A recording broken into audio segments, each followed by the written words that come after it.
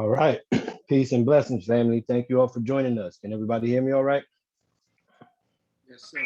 Yes, yes, we can. All right. It's been a minute. I thank you guys for being patient. There's been a lot of changes, a lot of transitions happening recently. So we postponed this meeting for a week, but I've been looking forward to it. I've had the time to get to know brother DJ Wiz over the past couple of months. He's an awesome brother, one of the people that was there from the early days and a story that most people don't know about.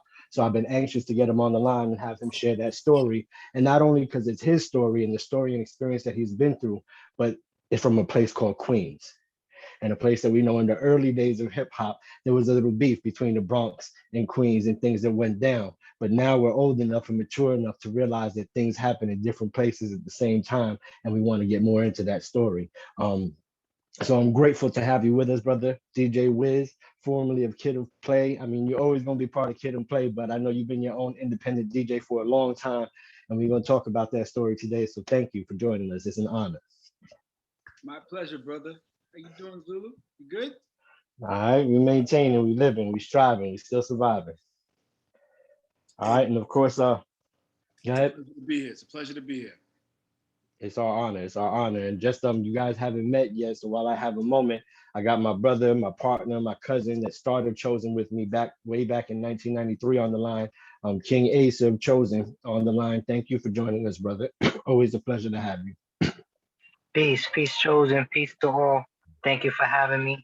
It's always a great pleasure to be on another chosen presentation. And it's good to have you, DJ Wiz. Salute. Salute, brother. Likewise, man. All right. Glad to be here. Glad to be here. So we're gonna have another great presentation today, and we would love to indulge and engage with you, man. We know some things of you, but we would like to know a lot more. And it's our honor to have you on. Thank you.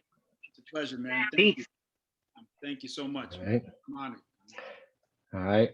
Also on the line with us today, we have the sister all the way from the lands of Uruguay, Sister China, hermana. Gracias por venido. Es un placer para tener a usted. Vamos a tratar a traducir en español cuando puede. Si tiene preguntas, por favor, díselo en el chat y puede hacer que yo puedo cuando puedo. Gracias.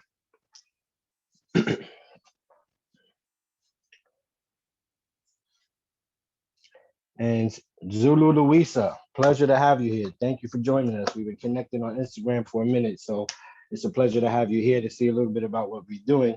And I'm sure we're going to have a few other brothers and sisters join during the call, but not to take up too much time, I kind of want to get into it and kind of hear a little bit about what we're going with. So, without any further ado, DJ Wiz, most of us first got to hear about him or experience him with Kid and Blay and the crazes that they started with the dances and the moves and the house parties and everything just kind of kicked off from there. And we're going to talk about a little bit in a minute what House Party did for the movie industry and for Black actors and for Black artists and entertainers to get in there.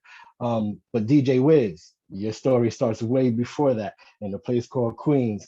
So like we talked about a little bit before, tell us a little bit about you, your history, and then we'll get into it from the beginning. Okay. Well, basically, before my name was actually DJ Wiz, I had one of those long names that we all used to have as hip hop b-boys back in the day.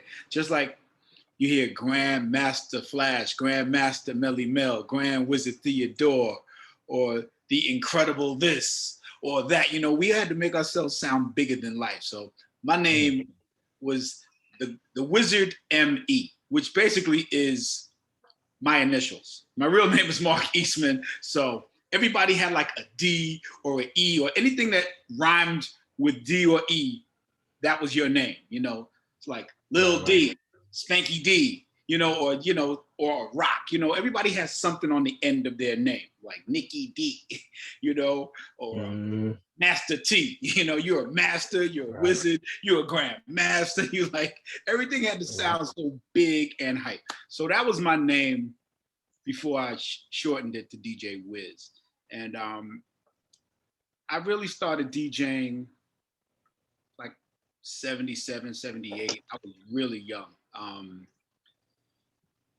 Didn't have real Technique turntables. I was explaining previously that I started DJing, stole my my parents' home plastic turntable, a Gerard turntable.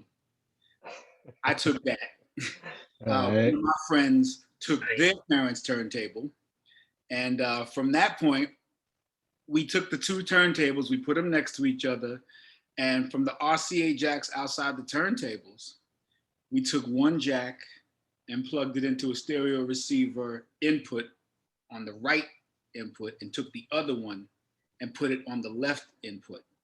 And that's how we learned how to mix and cut. It was basically the poor man's version of a DJ setup, because you had one turntable on the right speaker and the other turntable on the left speaker. So it was pretty ingenious, to be honest with you. We didn't have any headphones. Right. So we learned how to spin back on site because we had no headphones, pretty much. And that's how I learned how to Wow. Yeah. Wow. So for those that are not familiar with DJing, you usually have the mixer in the middle, right? And switches from channel 1 to channel 2. And that makes it so you could switch from one turntable to the other. They didn't have that mixer. So what they did was plug one speaker into, or one turntable into the left speaker jack and one speaker into the right speaker jack. And then they would switch the knob from the left speaker to the right speaker to control what you were hearing and what you're listening to. That is some very resourceful, innovative thinking right there. Yeah, Right?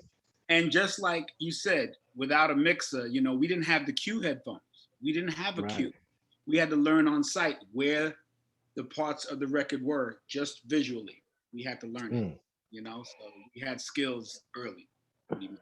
Okay. So with that, let's take it back a little bit. What inspired you to want to get into DJ? Who did you see that made you feel like I want to do that?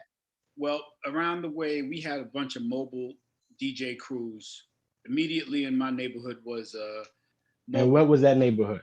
Where is that neighborhood? East Elmhurst, Queens. East Elmhurst, Queens. And around what time is this? This is 77, 76, 77, So okay. I'm a young buck just watching, you know what I'm saying? I'm watching the neighborhood, seeing what a park jam is. These mobile DJs came and played in 127 Park. King Charles was the name of the mobile DJ that influenced me. Take notes, people. King Charles. That's an important name. King Charles and DJ Dance Master. DJ Dance Master was playing in the parks and in the top clubs in New York City. I'm talking Studio 54, Regine's, every hot club, he was there. And another thing about DJ Dance Master, his younger brother was my best friend, Ron Lawrence, who was in my little DJ crew back in the days. We would call the B-Boys, basically. We not like it was the most original thing, because everybody considered themselves B-Boys. We were just the B-Boys. So between King Charles and Dance Master, we learned a lot and just observed. And back then disco was really big. That was kind of like the disco era. And the good thing about that era is, which was so crucial to hip hop, and a lot of people don't really know it, but with people like me here and other DJs that were there at the time, and some of the other great pioneers, they will tell you that disco was essential because back then, any songs that came out that were hot, they extended the songs. Like they made what they call a disco 12-inch of any song. So in other words, the song that was normally 3 minutes, like a 45, became 8 minutes or 9 minutes. So it put a lot more instrumentals, parts, and breaks in the 12-inch version. So disco was very instrumental in the b-boy culture.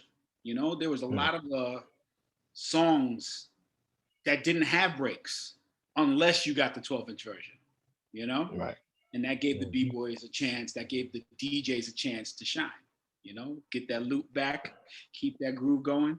So it was just a great thing, and King Charles and Dance Master would play those, they would play those versions of the records.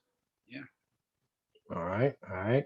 And so once you saw them and you started kind of seeing what they were doing, you went and got your parents' turntables with your Yeah, partner, yeah. and you started DJing. And then, and you know, there was other DJs too. I just mentioned those two. There was also the Disco Twins from Astoria, Queens. You know, the Right. Disco Twins had a setup as well. There was New Sounds out in Jamaica. Like there was so many Infinity Machine. There was Infinity so many Machine, right? local, you know, Queens crews. Um, and also they had what was Master D from Brooklyn. Like everybody traveled. They just go to Right. parks, find a good park, and hey, there was a park. Back then, a lot of people didn't believe in the permit system, you know, like they would just go set up Right. in the park, not ask the cops, and just start Right. having a party. But then, you know, Right. if one Eventually. neighbor complained and you didn't have a Hmm. permit, you were shut down. Right. Right. So it's basically like if you saw a nice park, there was people there, nobody was playing their system, go get your equipment, go set up. We're gonna do a block Yeah, party today. yeah. Absolutely. And it was Right. all word of mouth. You know, most people wouldn't put out, you know, there wasn't really like flyers for park jams, not most of the time, you know. Mm. It was really like word of mouth. Yo, they jamming in the park on Saturday, you know, and we just go to the park. Right. And that was it. Yeah. All right. And so this was in Queens in the late 70s. This was going Mid on to out late, there. yeah, mid to late 70s, absolutely. Now, and you see, I say mid because, like, let's say 76, 77, I was just watching, you know, I was just Right. seeing what the temperature was. You know, it wasn't really till like 77, 78, like that's when I actually took that step, you know? Right. And so now, once you started doing that, DJing, b-boying is growing, it's spreading around. Now you got some MCs in your neighborhood. Who were some of the MCs that you guys were dealing with that came from your area? Well, there was a couple crews outside of my crew, the B-boys. You know, I say these names, you won't know these names. You know, there's a guy, there was one guy that used to get on at the park jams, this guy named Rapper T. I don't know what happened to him, but I remember him as a kid. And he kind of reminded me a little bit of like King Tim III. You know, he had one of those commanding voices that, you know, he just made the crowd rock, you know, and he wasn't like extra flamboyant or nothing like that, but he knew how to rock the crowd. You know what I'm saying? Other than him, we had a lot of local crews. Like, and this is when I'm in the game now. You know, I'm talking about, you know, after Rapper T, there was some cats in the neighborhood that I grew up with, you know, who happened to, you know, you may know a few of those, you know, like Play, Herbie Love Bug, Kid, Christopher Kid Reed was also a rapper in my neighborhood. We all had crews around the way, and we all just kind of like all did our things individually. Like Kid was in a group, Play was in a group, I was in a group, you know, and then at some point in time, those groups might have broke up and we all kind of came together. Like me and Kid was in the same group back in 81, you know, that was Turnout Brothers, you know? Okay. And this is 81 now. So it's still a few years after I've got my feet wet, you know, from 78 with the house turntables. By this point, I had turntables by this point, you know? Right. Okay. I had Techniques SLD1s at this point, you know? You know, they weren't 1200s, but I learned how to do my thing. Like I said, from Gerards to SLD1s. I didn't get 1200s till much later, you know? They were out of my pocket range, you know? Yeah, I hear that. Definitely. That's why the Bronx, you know, reacted the way it did when the fire happened, because you know it was an opportunity, you know. So with this going on, you said these guys were part of different crews in the area. Were there like neighborhood battles, or was it at the clubs, open mics, or? Yeah. Absolutely. We come on, you know, just from the history of hip hop, everybody's gonna say they the best. Everybody, Right. I'm the best MC, I'm the best DJ, I'm the best breakdancer, I'm the best graffiti artist. Everybody's the best. Oh, you think you the best? So now we gotta have a face-off, you know. So those were always good. I mean, sometimes it wasn't always about an outright challenge. You know, say, hey, we go and battle. What would happen is, like, let's say we agree we all gonna play at a park or a center, like a recreation center in the neighborhood, or at a school, because they, we would do things in the gyms in school. Right. So if we played there at the same time, it's really like a hidden battle, because we all trying to rock better than the one that came before us. You know what I'm saying? Right. Right. You going in to say, hey, we gonna set fire to that. We gonna put them. You know what I'm saying? So that was automatic. Everybody's trying to out each other. So what was some of those schools we talked about before? What were some of the schools that was a regular place out there in Queens that you guys would do that? Okay, well, when I said the park jams, there was a school directly across the street from my house on 98th Street. PS 127 was one school. If we did a park jam there, that's where it was going down at that time. There was also most known in our neighborhoods, and this is even before I was really, old enough to do anything, is a Catholic school, St. Gabriel's. St. Gabriel's gym was the home to many concerts and parties in our area. There was a promoter by the name of Jeff Harris, who was very instrumental in bringing parties and top acts from back then to St. Gabriel's, so that was definitely big. Back when we started doing our thing, we play at Flushing High all of the time. We would always do gigs in Flushing High and, put out the flyers and everything. I still got some of those flyers, actually. Yeah. All right, that's what's up. Is that going to the museum at some point? Yeah, it's going to, Right. Going to go to the museum with the rest of the memorabilia I've given them. Also very, very well known was USA Roller Skating Rink. USA Roller Skating Rink. And at this point, this might have been 82, I think, 81, 82. USA Roller Rink. And I was in a group called the Turnout Brothers, along with Ron Lawrence, who was called Ronnie Tuff at the time. Ron Lawrence later went on to be part of Two Kings in a Cypher as Amin Ra. And after that, he went on to become Amin Ra, Ron Lawrence, big time producer, worked with Puffy, Diddy and the Hitmen. He produced Hypnotize and a few other songs, but that's my childhood friend whose brother was DJ Dance Master. You see, so there's a lot of little connections along the way. Definitely. But yeah, so USA Roller Skating Rink definitely is a biggie, because that particular venue, they had so many big artists come through there. I think New Edition performed there. Like that was their first New York appearance, was at Roller Skating Rink. Yeah. Shout out to Baby J, DJ Baby J. My brother, he set it off. Yeah, USA Roller Skating Rink was the spot.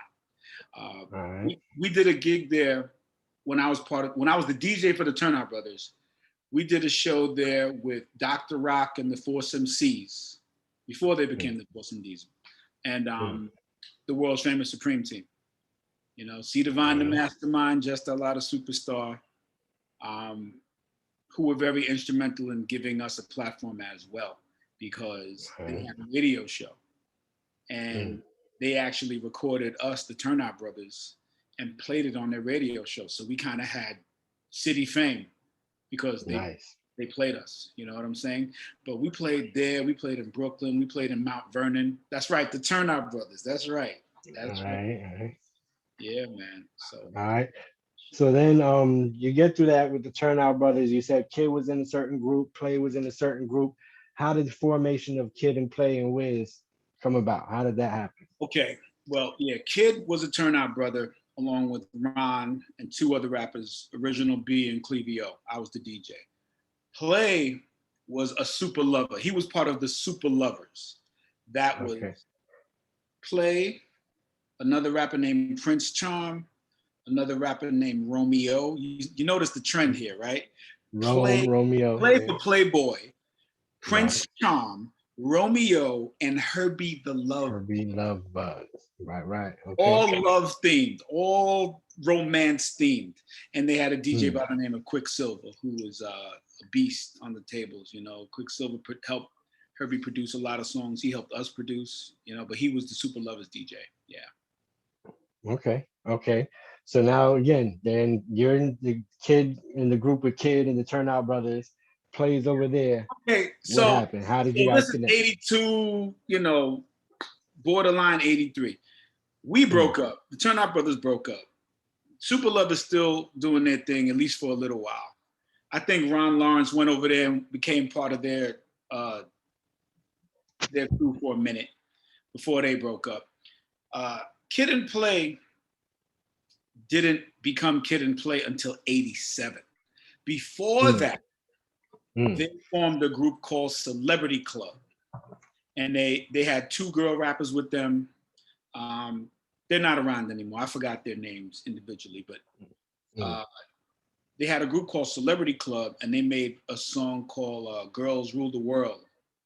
And yeah, you go on YouTube, I'm sure you can find it. Girls Rule the World, Celebrity Club. So that was the first incarnation of Kid and Play being together recording something. The next incarnation was when Kid and Play formed a group called Fresh Force. It was Kid and Play, but they weren't Kid and Play yet. Fresh Force made a couple of songs. They made a record called Rock Me, which is basically rapping off of the beat from Rock Me Amadeus. Amadeus was a big hip hop themed song, you know? Right. So Rock Me, then they made a song called She's a Skeezer, which was a knock or cover off My Adidas. Okay. Okay. She's a skeezer instead of my Adidas. Okay. So those songs, and you know, that was Fresh Force. They had another song called All Hail the Drums as well. That was another one they did. So they had a couple of joints as Fresh Force. And you know, that's like 85, 86, 87. Herbie Love Bug is on fire. He got Salt and Pepper. Yeah, see, look, he found it. He found the song. All right. So yeah, anybody that's curious, go check that song out. Super early Kid and Play history. But 87 was the year Kid and Play was actually born as Kid and Play, because Herbie Love Bug, who had already produced Salt and Pepper, who was, you know, Herbie was the man at this point in time. So as the man and a sought after commodity, you know how it is. Everybody wants a piece of what's hot. So all of the other independent record labels are like, oh, Herbie, what, you got another group? Oh, okay. Right. You want another group? Here goes Kid and Play. Produced Last Night for them, you know? And that was the beginning in 87. And the thing about it is, back then, if you got a record deal, which it was such a big deal to get a record deal back then, that was like huge. So they had a hit song. Then they had to do another hit song. It's like you get single deals. You get single deals to produce. And I think after the third single, that's when they got an album deal. You don't just automatically get an album deal. You had to prove yourself each time to basically prove you're not a fluke, you know? Right.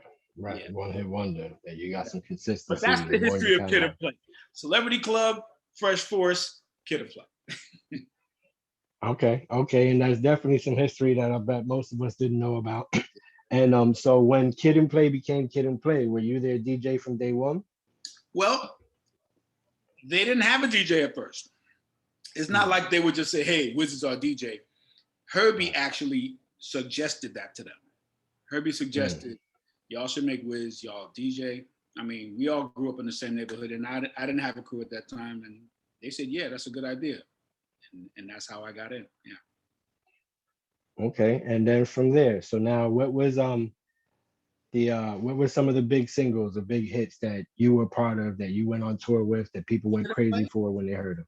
I was there from the beginning. I was like, even though they made the song Last Night, for them to do shows, they needed a DJ, because it's not like we had streaming or digital anything back then. You needed somebody to physically play your song. So control the music. they got me early from Last Night right into Do This My Way.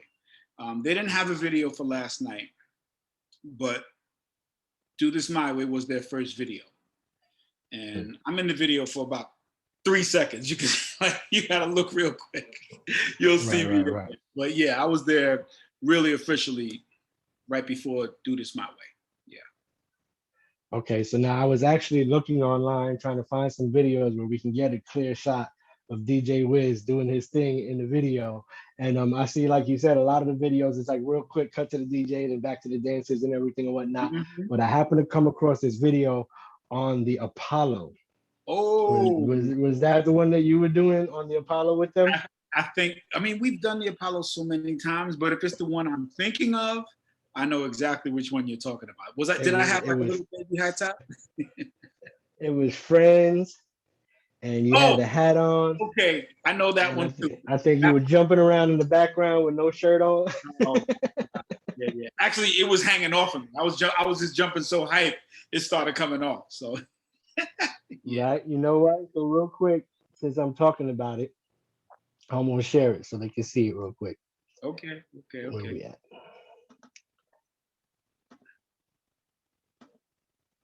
Yes, thank you. Our guest hosts tonight are here to celebrate their new film, House Party 2. So be sure to check it out. Right now, they're going to perform their new record titled Friends. Put your hands together for Kid and Play!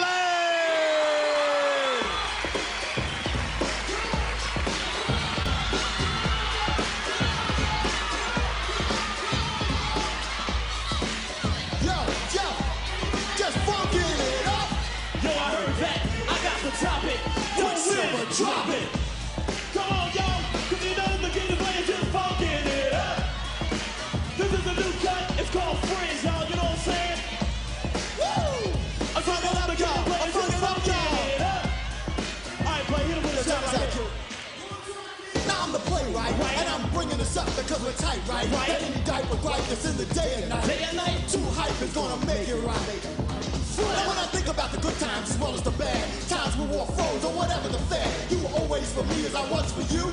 No matter the situation, we saw each other through. I look back and it wasn't so bad because of the friendship you and I had. We was split it, couldn't care who did it. I know you always be with it. Now I can't front, I'd have to say you've been a friend. And if I had to do it over, I'd do it again. Yo, kid, yo, you my man. It don't get no better than this two-man band. Well, suppose I could no longer shoot the kid. Do you remember my birthday's on April 5th? If my girl broke out, would you even care? Kid, I told you I'm in there. If I'm in any kind of trouble, in there. I need money on the double. Yo, man, I'm in there. And when life fade right and pop goes my bubble. Kid, I told you I'm in there, cause we're friends. Everybody, y'all, you know the Kid plays is funkin' it up. Everybody, y'all, because friends are hard to find. Come on, y'all, friends. You know the Kid plays is funkin' it up. Now what's up? The definition of a friend. A friend. One who's there until the end. Till the end. And sticks with you through thick and thin. Time and time and time and time again. Now is that a friend? That's a friend for you. We'll never ignore you. We was born from the first time I saw you. Chilling on the corner in any kind of weather. Without two niggas to rub together. All we had was a dream. Combined with hard work, we remained a team. Even when we got jerked, we persevered. Now we're here to make it clear for far and near. Let out a cheer for the brothers who always stay tall. Tired of pantyhose, two sizes too small. Now play, come on, man. Word up. They don't come no better than a two-man band. My arm broke down and I needed a lift. Yeah. Suppose another new product to rip. Step up, would you even care? Play, I told you I'm in there. I'm having family problems. In there. Suppose I'm short on condoms. In there. And if the mob is after me, should I run from them? Play, I told you I'm in there. Cause we're friends. Everybody, y'all, you know the Kid plays is funkin' it up. Everybody wave your hands from side to side like this. Let's get it going. Come on, we're friends. You know the Kid plays is funkin' it up. Yo, yo, yo. Kick it, Wiz, kick it, Wiz. Kick it, Wiz, kick it, Wiz. Kick it, Wiz, kick it, Wiz, kick it. Kid Play on the friendship tip.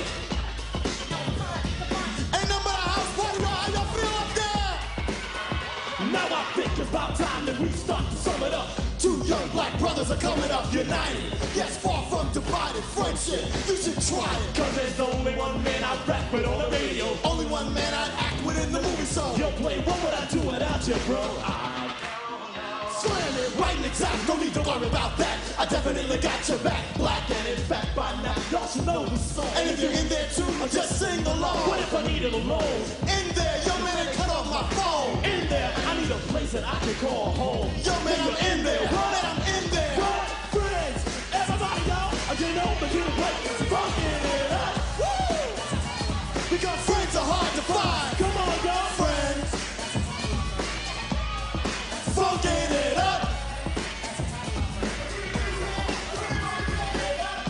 Come on, pump your fist like this. Pump your fist like this. Come on, just pump your fist. I like pump your fist. Pump your fist like this. Come on. Yo, Apollo, on behalf of Kid and Play. Peace. The album. Peace and we out. We love y'all. God bless y'all. Kid and Play.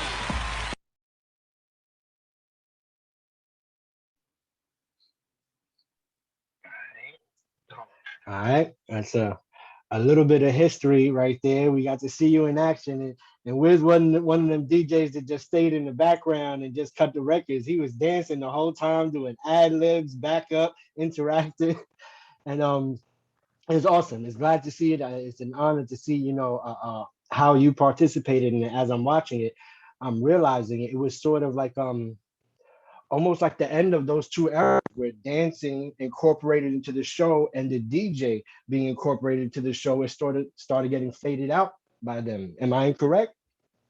No, you are 100% right. You know, it's funny. I was looking at the performance, and yeah, it's crazy because that was the album Face the Nation. That's Right. technically Kid and Play's third and last album as a group. Okay, so there were two albums before that. Of course, Too Hype being the first, and the biggest album because it was 88, brand new, like everything was fresh and new. Right. Then they made Funhouse. Then they made Face the Nation. So Face the Nation was like 91, 92.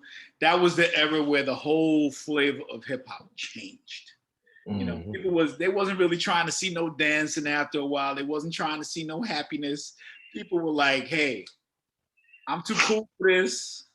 I'm too, things just started going down a darker path or a more flamboyant path. It's either money or being a hard rock. It was one or the other. You was a hard rock, you was a gangster, or you made money. That's why like Biggie and Diddy, who was Puffy at the time, all of that floss, that floss came into play. You know what I'm saying? And Death Row was prominent at that time. Everything just started really changing. People weren't trying to hear no happy rap, so to speak. They weren't trying to hear none of that. So I think they had Kid and Play released an EP after that, and that was it. For them, right. On the the recording tip at least. Right. And so, I mean, and obviously, like you said, that was the third album. So from the first album, pretty much, you guys started touring and doing shows and opening up with who were some of the big groups that you worked with, especially in the beginning.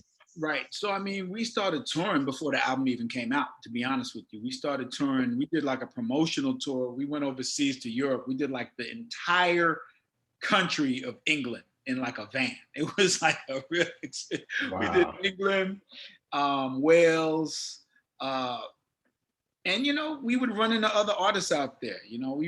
I remember we met the We Papa Girl rappers in London. We met them. I don't know if they're around, but them, another group named the She Rockers, another female group out there. We saw KRS-One out there when we were touring. Actually, it was crazy. We ran into. We were doing a Tim Westwood's radio show, and he was there. We saw each other. But that's like 87, 88, early. But I think 88, we opened for Salt and Pepper and Keith Sweat. They had a tour.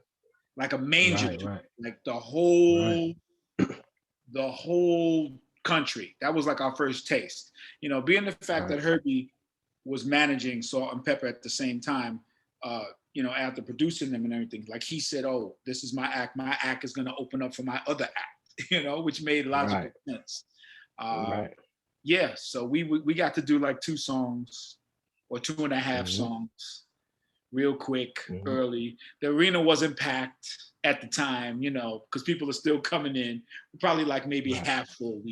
There was a few times where we got to perform where the arena was packed early, which was very helpful to get seen visually, you know, because nobody had seen anything like Kid and Play at that time, you know? Right. Yeah. Definitely. And I feel like and I mean, for those that don't know, if you haven't heard Kid and Play in a while, like listen to them. Doing the research for this, like they are so much more lyrical than they're given credit for. One of the songs I found was Energy, that I was just like, wow, like it's almost some Cool G, Kool Moe D, Rakim type of flow on that, and they're really slept on. And you know, it's one of those things. You should have showed the Energy video, because you see, and that was from the Public Enemy tour. We were on tour with Public Enemy when we made that. So they basically showed a lot of clips of all the other artists that were on that tour, from Public Enemy, Heavy D, Queen Latifah, Digital Underground. Everybody was, you know, we were like family back then. But you're absolutely right. And Energy is off the Funhouse album. That was our second album. Yeah. Right. Yeah, so I mean, and there was so many songs that I heard that I was like, wow, like, you know, back when we were coming up, they were hot, so you heard them on mixtapes and whatnot, but 10, 15, 20 years later, they're forgotten about until you intentionally search for them, and you're like, damn, like, it was what, like, you even forget that you knew all the words to that song until you hear it, and you're like, oh my God, like, I know the words to that, you know? And for me, it was one of those times where it was leading into that lyricism in hip hop, and they were sort of keeping that going with the dance moves and the crazes that became synonymous with hip hop after that, you know? So I feel like there's a lot of history, obviously, between the first and the third album that I would like people to get more familiar with. But like you said, you did, you know, met with people like Latifah, I believe you said Heavy D, and a few other brothers that passed. Digital Underground, Heavy, Public Enemy, Kwame toured with us for. We did a few different tours. Public Enemies was like the longest. We did them like more than 1 year. We did that tour, and then we also toured with NWA for a while. We toured with NWA. It was NWA's tour, yeah. So basically, it was like NWA, and of course JJ Fad, because that was all easy. You know what I'm saying? It was on his label. Too Short. Wow, Kid and Play with them? Yes, man. Hey, okay. And Play used to be the ones they would book so that they would get in the building. All right. Right? No. So he's got in the building in places. He's correct. He's definitely correct, because you know, when you see the NWA billing, people know what NWA is. You know, they know what Too Short is. But then when they see Kid and Play and JJ Fad and Kwame and some other light act, you know, not too heavy, like, okay, it's a little it's balanced now. You know what I'm saying? That diversity that we had, that was always shown. That was one of the first times our cultural aspect was really prominent, and it really matched the consciousness of the people, I would say, in that time. I was like, what, 87? I was 17. And, you know, it really mirrored the people much more than obviously what we see today. Such a critical time to be a part of that, Wiz. Man, you my hero, brother. Yes, man. All right. Because you guys opened the door for all of those acts that came up in the 90s, but they didn't return that. See, that's where it got disjointed, because, it was y'all that put them on. They wouldn't have really got on. Right. I think you're right to a certain extent. We can't take all the credit, because there were still people before us, you know? But But Kid and Play definitely kicked in a lot of doors, and I was speaking with Prism about this earlier in the week, just saying, you know, not just from a recording standpoint, they broke down the doors and showed pop culture that there are opportunities in hip hop. Right. Because House Party was not the first hip hop movie, but it was probably one of the first hip hop movies to actually make serious profit. Right. According to a professional economic standpoint, because if House Party cost $2 or $3 million to make, and they ended up grossing $50 million at the end, like that's a huge success. That's a huge success. So, you know, Hollywood was looking at that. New Line Cinema took the chance with the Hudlin brothers and gave them a chance. So that made the Hudlin brothers bankable. They went on to produce all kinds of crazy movies like Boomerang and Harlem Nights and all of these other big movies, you know? So the success of Kid and Play gave opportunities to people like John Singleton and Ice Cube and all of these other, New Jack City, all of these movies that came after. Right. Yeah. Yep. Right. And remember, I was telling him when we were talking about it that House Party had 3 parts. You know what I mean? So for a mostly Black cast and Black produced, and the storyline is urban culture, that's phenomenal for those times, and it's overlooked and it's forgotten. And like we said, we got the Menaces to Society and the Juices and the Boys in the Hood and all those things because of the opportunity that was showed by marketing to us, talking to us, relating to us. I mean, So go ahead. Yeah, I mean, Chosen, you, like I said, people came before us. If it wasn't for, like, you know, Wild Style, Beat Street, all of those other movies, we wouldn't have had an opportunity. You know what I'm saying? True. All of those other movies, Crush Groove, every other movie that came before us, we're grateful, you know? But again, in the entertainment business, it still comes down to dollars and cents. You know what I'm saying? Right. So because House Party was successful, they gave them a chance to do another one. And that one was successful too. And then the soundtracks were also successful as albums. All You know? Hey, can I ask a pointed question? Sure. So this is just, you know, I'm just curious. Why did Martin play the DJ instead of you? Right. I will say this. Inquiring minds want to know. I could never have been as funny as Martin. Hey, Wiz. Why was not Herbie Lovebug on Soundcheck Records in the movie? Because he inspired a great many people. Yeah. First of all, He Eric, inspired too many. I give you Herbie props. Lovebug was the first to sample the meters. First one to ever do it. Bow, bow, bow. He sampled that. I grew up listening to Herbie Lovebug. He got to talk about Martin Lawrence first. Go ahead. Right. I'm gonna get ahead. your order, but that's very insightful of you, Eric. That's very insightful. Okay, so I grew up in it. I know. I'll say about Martin. Martin was he was the perfect choice. I could have never did what Martin did. I could have never did what Martin did. So I'm not mad. I'm not mad at it because I'm not a comedian, you know, at least not professional like Martin was trying to be, and you know, just was. He had the gift. So I ain't mad at Martin. I'm not mad at the Hudlin brothers for choosing Martin. And you know, and shout out to also all of the other actors.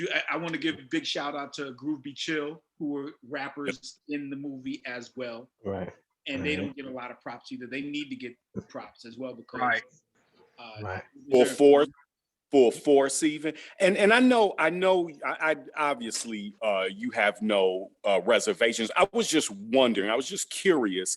Right. They didn't ask me, okay? I was not offered the job, okay? Oh, okay. I'm not mad at that, you know, because but Martin, you know, Martin already had a track record at that time. I think Martin had done What's Happening Now, and he might have did I don't know if did Do the Right Thing come out before that? I think he had the the credit from Do the Right Thing as well. Yeah. So But Yeah. the flip side is that Martin Lawrence played you in the movie, Right. basically, right? well, technically, if you want to say if it's Kid and DJ, yeah, then he did. But aside from the movie, and we talked about, just the opportunities for pop culture. So there was House Party. House Party was a big success. That led for us to get the opportunity to have a Marvel comic book. That gave the opportunity for us to have a NBC Saturday morning cartoon. Not too many. There's maybe People one forgot other about that. person. There's one other person who could ever say he had a Saturday morning cartoon, and that's MC Hammer. Nobody else could say they had both of them. But then you put a comic book on top of it. Kid and Play made history. Period. We covered like that was big ground back then to have Definitely. the cartoon and a comic book, and they had commercials too, because And the music. all about opportunity. So I mean, because they were hot, they got those opportunities, and it carried over as the years go. Pop says, "Hey, who's hot? We're gonna use them for the commercial. We're gonna, branding is big. Branding is money. Right.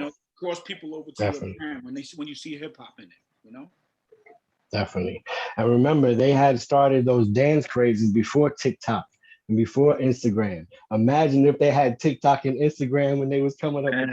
It would have been crazy. It would have been different. I still gotta address Eric. Okay, Herbie. Yeah. Listen. Herbie Lovebug. Hey, I wanted to say something, Wiz. My name is Eridu. By the way, a very great friend of mine who inspired you, who also inspired me, Dance Master Donnie. Have to shout out to him because it was him who inspired a DJ in 1981 named Gordon the Dance Man in the Bay Area, who inspired me to mix rock records at the age of 10. And Dance Master Donnie was behind the inspiration of the DJ who showed me how to mix. And he was from Brooklyn. And I grew up with Howie T. the Hitman, sampling Nihilus, one of the first to do it, and Said G, Paul C, Super Lover C, Casanova Rudd.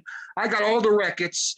And seeing you, and I have to talk about it because Herbie Lovebug was one of those early pioneers after Marley Marl sampling using the Fairlight computers, computer music instruments like I used to use in 1981 and 82. I have to say, Herbie Lovebug made some great hits. He inspired DJs like the First Basement Flavor, First Priority Music, K Swift and the Alliance MCs, people like that. And the list goes on. And I have a book that I'm writing about the lost labels, the one-hit wonders of hip hop labels. There's one behind me right here, Scholar One. He was a 5%er. This is an album that's very, very, very forgotten. And C Divine, the Master Divine, Just Allow Superstar, World's Fan Supreme Team, they inspired my brother to DJ as well when they used to come out to the Bay Area. And I grew up with WHBI 105.9. I have all the radio formats. It's grateful that you that DJ, what's his name, Dance Master Donnie, showed you the first GLI without the labels on it, because that's what he had. He had a miniature 3800 without the label on it, and that's very rare. And I spoke with him a couple of days ago, asking him to find it for me and take a picture of it so I can put it in my book. Anyway, Eric, much respect. I give you your props because now everybody that was here earlier, we talk about Donnie Dance Master, about playing in the park. Very good friend of mine. Everything, you're verifying everything I'm saying. And this is like Prism. It's all from memory. It's all from memory. I'm not reading the book. It's all from I know. I know you're authentic, and I'm actually validating you, validating me, validating Donnie earlier, because I was speaking about Dance Master earlier in this same Zoom. I was thinking about him, and I was saying that it was people like him, thanks to my best friend Ron Lawrence. That was his older brother. So we got to get 12 inches and see what real equipment looked like. This guy had Technique 1100s, which were incredible, So I just want to say that because of what you said, Eridu. Like Herbie showed me how to sample. Right. Before I had my own SP12, before I had an Akai, this is before they were even out. Before they were even out. Before the Akais even existed, I used the Emulator 1 in 1981. I had the EMU Emulator 1 keyboard sampler. But even I still before had that, it. even before that, Herbie showed me how to sample Yeah. using one of those little guitar Fairlight. pedals. No, like there was like a guitar pedal that Oh, it sampled. was the foot pedal set, the Digitech. Digitech That from the first Digitech pedals. sample I ever saw that Alright. Herbie sampled from. Herbie Right. sampled on that, and he sampled Right. a drum kick. Like Right. it was like, oh. Right. Mhm. You remember Harmony? You remember Harmony? The guy, the MC called Harmony? Yes. Herbie Lovebug inspired him. A lot of people don't know about him either. He's another Herbie Lovebug protege or a disciple of Herbie Lovebug. Herbie Lovebug made beats. The way he sampled was a lot different from Marley Marl, but Absolutely. very clean, very Right. swift and That was clean with his different. samples. That was the difference between Right. Between those two, right. the Right. thing about it is there were two super producers back then, Marley Yep. and Mm. that was it. Mm. They were the super because they each had their own crew, and Yeah. they were both making noise, and Yeah. it was people like Puffy and Jermaine Dupri who idolized them and became like them. And there's a little known history about Puffy. Puffy's first time in the recording studio was during a Kid and Play session. My friend Ron Lawrence, Donnie's little brother, was going to school in DC, and he brought Puffy to our session while we were recording our album. That was his first time in the studio ever. And aside from that, Jermaine Dupri, I heard him being interviewed on Power 99 many years ago. And he actually said it. He verbally said it. He wanted to be Herbie. He said, I wanted to be Herbie Lovebug. And I was like, wow. Like he gave it up to Herbie. That was the first time I ever heard anybody actually give it up. But when it came from Jermaine Dupri, and Jermaine was hot at the time. Like this is when he's producing everybody. He's like, yo, Right. I just wanted to be like Herbie. Herbie had Salt and Pepper. Herbie was doing this. Herbie was that. And he said he idolized Herbie. So With that being said, was Herbie behind a lot of the beats and the music for Kid and Play and of Salt and course, Pepper? Yeah. I mean, all of the big hits had to come from Herbie. I mean, from Last Night, Do This My Way, that whole first album was really Herbie, you know, even though Herbie had a crew of producers called the Invincibles, which I was one of the Invincibles as well. Me, Ron Lawrence, a couple other people, this guy named Dana Dumb. There were a few of us. The bottom line is Herbie had to give his stamp, Herbie Azor, A-Z-O-R. That's Herbie's last name. Herbie had to give his stamp, his signature singles for the record company, because the record company ain't putting something out unless Herbie says, here it is, you know? So like, for instance, Last Night, our childhood friend who was DJ for the Super Lovers, Quicksilver, he helped Herbie produce Last Night. Okay, but if you see, there's cuts in Last Night. It's basically DJing the song. Like there was no sampling, and that too was actually played. You know, Right. Okay. Herbie put that together though. Herbie used Quicksilver to do whatever he needed him to do at the time, and Herbie made Do This My Way, which was so immaculately put together. You know, Herbie pieced up the beat so sweet to make it sound super clean, dope. Like there was nothing sounding like that back then in hip hop. Right. You know? His truncation was superb when he truncated on the SP12. He knew how, just like Paul C. Before him was, and Trevor Horn of Valka McLaren. Trevor Horn basically introduced that sampling method to David DMX and Curtis Blow as far back as 1981. But yeah, Herbie Lovebug was so clean, cleaner than Said G, cleaner than Marley Marl, and cleaner than Mantronic. But he was so there's no air. When you Right. sample the percussion, you didn't hear no air, nothing. Right. But and you know what, Eridu, this is the thing. Since sampling is an art, right? Certain kicks and snares, you might leave that. Certain ones you might leave a little decay in the sample. But Herbie was very tight and very crisp. And also, I would also want to add on to the fact of what you said about the Supreme Team. The Supreme Team are from my neighborhood. They lived in my neighborhood. Right. They lived, as a matter of fact, I'll do one even better. The Supreme Team lived right next door to Herbie, like right next door. Right. Like, you want to talk about craziness? Right. So you heard, you heard all the WHBI tapes. You heard they came right after Mr. Magic, and then after them came Africa Islam with the Zulu Beat radio show. But it was seeded by the Massifine, who are 5%ers, by the way. They're not Zulu. They're the ones who basically incorporated break. I mean, they play Lion Listen Spit for Pete's sake. I mean, they did it, and Herbie Lovebug sounded exactly what the world's famous Supreme Team would sound like if they were on samplers. And I was saying it earlier. Yeah. When I was in my group, the Turnout Brothers, back in 81, 82, it was the world's famous Supreme Team who put us on. They're the ones, because they were in our neighborhood, they recorded us on their reel-to-reel, and they played us on their show. And that's how we got to be big around the whole city. That's how we got to enter some of these contests, the citywide contests that they would have, win $500 or whatever, win $1,000.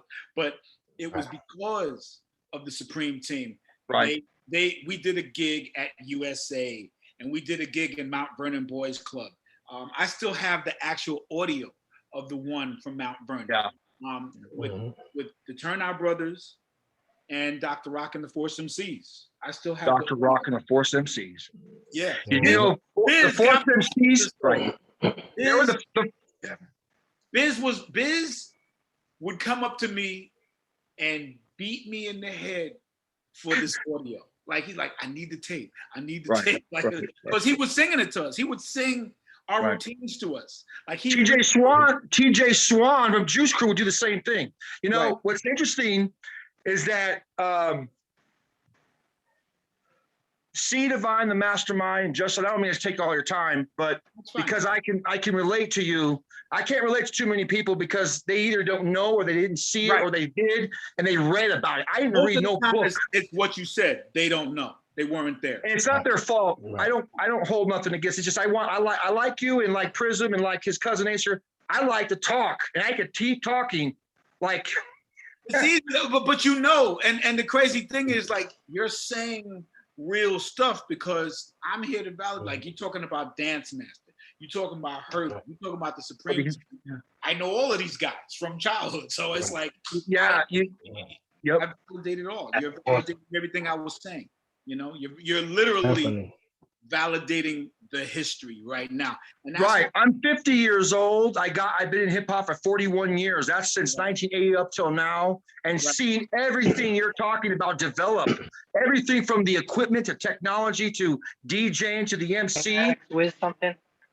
Yeah, go ahead. Yeah. Let's get to some other questions. I appreciate your passion, Eridu. We're going to take some turns, though. I appreciate that. Listen, Eridu knows what the hell he's talking about. I appreciate it. I agree. That is stuff he brings a lot to the table. Seeing what you went through hip hop, right? And the experiences, your adventure, your journey. What was the most impactful experience that you had through your journey, through your venture, looking back now? The most impactful? Or one of. Sort of saying something that, you know, an experience that maybe changed your life or maybe enhanced your life.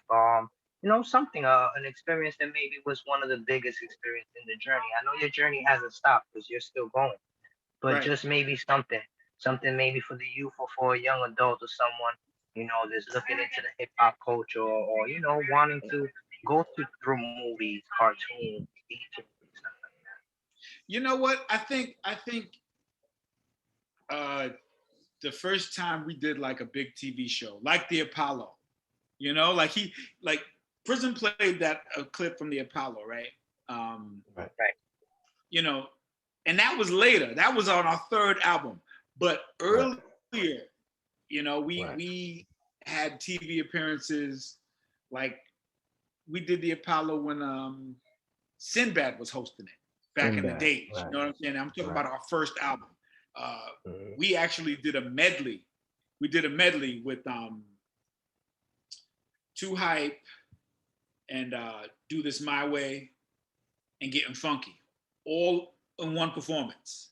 Like our lives changed after all of those national TV appearances. You know, we got to do that. We got to do Soul Train. You know how big that was? Like Soul Train was like, come on, man. Like you just dreamt about Soul Train, you know? So when I saw Soul Train and I got to touch LA, like that was one of my first times ever in LA. LA was like another world compared to New York City, man. And just going in there and, you know, telling people, yo, we're gonna be on Soul Train, like impact, man. Like that. Right. I remember when I was younger that I would see Soul Train Awards and the Soul Train show and stuff like that. So that would inspire us. Y'all basically was raising us. Y'all was raising us. Yeah. You know, through experiences and stuff. That's beautiful. Thank you for that. Yeah, man. Thank you. And the thing about it is meeting, like, you know, when you go to do things like, if it's like the Soul Train Awards or whatever, any of those big time things when you get to be amongst other celebrities and peers that you look up to. Right. And they come up to you and say, oh man, I like y'all stuff. Like, it's stuff like that you just go, man. Dream come true type shit. It takes you like, oh, it just hits you, you know what I'm saying? Like, wow, I cannot believe this person just came up to me and said, yo, they like our stuff. I'll never forget, all right, even though I'm not in the House Party 1 movie, by the way. I'm not in that movie at all. I'm in House Party 2 and a little snippet in 3. But I'll never forget the premiere of House Party. Lawrence Fishburne was sitting behind me with his then lady, I forgot her name, Victoria or something. This dude was crying, laughing during the entire movie. Like just to see, just like to have it. I'm like, yo, that's Lawrence Fishburne behind me, man. This dude was up, like just little stuff like that just touches me. You know what I'm saying? Like, yo, this guy was really feeling it. You know? You know, so when you see people admire your work or your crew's work, it's like you just feel proud. You know? Yeah. Definitely. Another, I'll tell you one other later. That's authentic. Thank you. One other moment later, and this is probably like during '92, like around the Face the Nation time. We performed "Ain't Gonna Hurt Nobody" on the Essence Awards, and when we got to go backstage, I got to meet Maya Angelou and Oprah. Wow, that was big to me. Like that, I met Maya Angelou and Oprah, one right after the other. Like, and Maya Angelou was like, it's like she was my grandma, or like, you know, like my auntie. Cause she was like, come here, baby. She's like, come here, baby. And she just gave a big old hug. Like she knew me, all of us, you know what I'm saying? And the same thing with Oprah.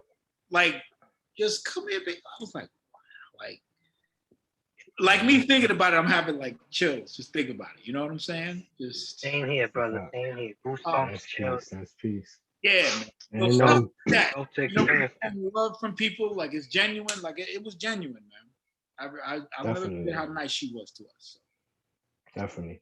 That's one of those things that we talk about when you're following the compelling, when you're doing what your spirit is calling you to do, and you receive that confirmation and the presence and the life and the people telling you that they love what you do. Do you feel that DJing and doing that work at the time was what you were supposed to be doing? You followed your calling and did it to the best of your ability? Absolutely. And, you know, I did it because one thing about me, I never DJ'd for like competition to be the best, like, you know, behind the back showman and all that. I never did that. I wanted my stuff to sound good though. You know what I'm saying? Like it was all about how I put songs together. You know, that was always my thing. And that's how I was raised as a kid. You know, all of the beats had to be on time and go together correctly, which is a Big- lost art, actually, because some people don't care about how they transition to one song to another. They don't care about tempo. They don't care about True. nothing. So I'm like, I've always been that guy. Like, I want stuff to really blend and sound harmonic and in sync, same pitch, same key, whatever. I like great transitions. So Right. I've always been that type of DJ, put beats together. Right? Mixology. Yes, exactly. But that's what it's always been, So when I heard guys like Grandmaster Flash, who's the biggest influence on everybody, every DJ that became a DJ wanted to be Flash. After. It didn't matter because he was clean and everything he did. And this is something I heard. I heard Jazzy Jeff say it, and I heard Will Smith say it too, individually, different times. It's about keeping the beat. Flash kept the beat. The Furious 5 rhymes, Flash always kept. Flash never messed up. When I never heard Flash mess up on anything. So the Furious 5, the routines, the rhymes never stopped. He's going from beat to break to this, and they never stop. That's what a DJ was to me. Aside from, scratching and all that is dope, but you got to keep that flow, man. Because while you're keeping the party hot, the crew is rocking the crazy routines, people are breaking, everything's going on simultaneously, but it's all on beat. Right. The chicks are rocking, which is what we really came to see when we was younger. The chicks are rocking to everything. You understand what I'm saying? Right. So, of course, I knew this is what I was meant to do. Hey. And I got to meet Flash. I got to meet Flash. I mean, look, over the years, we've done a lot of shows. We've seen these guys. I never thought I'd be me. You know what I'm saying? Like, I never thought I would get the chance to see, oh my God, look at this. Well, speaking of, I have a few pictures of some of the people you met along the way. Yeah, Will Smith. Okay, yeah. That's our brother Will Smith right there. With his high top is the cleanest right there. All right. That's funny. That's your. This is one of those classic pictures that, I mean, for me, like, you look like happy as hell, like you doing what you're supposed to be doing, and just everything, you know what I mean? And this is the thing that we really want to. Go ahead. That picture right there, I heard, is in the museum down in DC. What's the black museum? The big black museum, the Smithsonian, whatever. Like the hip hop museum they have in DC. I heard that's right. All right, that's what's up. Yeah. And for me, it's the thing that, a big part of the reason why we do these conversations is not just so that we can tell the kids the story and now they know more history than everybody else, but they can learn from our stories, from our experiences, where we came from to become what we did. And like us, we came from the streets and we made something with just what we were passionate about, what drew our attention, what drew our interest, and we built on it, and it took you to places there. There's National Museum of African American. Thank you. I appreciate that. Yeah, that they got pictures of, oh man. I think some of y'all might recognize a couple of people. Jaleel White and Hammer. Yeah. That's yeah. I mean, that was actually All-Star Weekend, NBA All-Star Weekend. I forgot what year, but that's another thing. We used to do a lot of work with NBA Stay in School. So, because again, the positive rappers, the role models, they allowed us to be a part of their organization at all these big events. We did a lot of work with the Knicks, the Utah Jazz, the Pacers. We were all over the place, just being that positive influence. Awesome. Yeah. Awesome. Definitely. And so on the call with us today, we have some younger brothers and sisters from different places around the world. If you're still here, Ray Domingo, you still with us? Yes, brother. I'm here listening and enjoying myself listening to your stories, With those stories, it gives me more ideas on what really happens during back days. And I really All right. appreciate this kind of platform, brother. Thank you, thank you. Thank you, Right. Ray. Appreciate it, man. This brother is all the way from the Philippines calling in to learn firsthand from you guys, listening to these experiences. And then he's a teacher. He goes and he passes this knowledge on to his students in the community. And with him, we're forming a coalition in the Philippines to get all these different groups together and start building this history. So this is what we're doing it for him to do it with the next generation, you know. So thank you, brother, for joining. Yes, thank you. Also, we have a brother, Ruben Sampson. I know it's really late out where you at. I believe you're calling from West Africa. Is that correct? And this brother is one of the brothers that said he's been dying to get on the calls for a while, but it's so late in the morning that it's hard for him to stay awake all the time. So, you know, he's so excited when he's like, yes, I'm still awake today, this brother. Peace, you with us? Yes.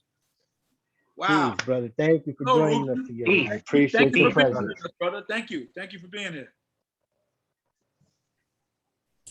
What do you think so far? You have any questions, any comments, any statements for brother DJ Wiz?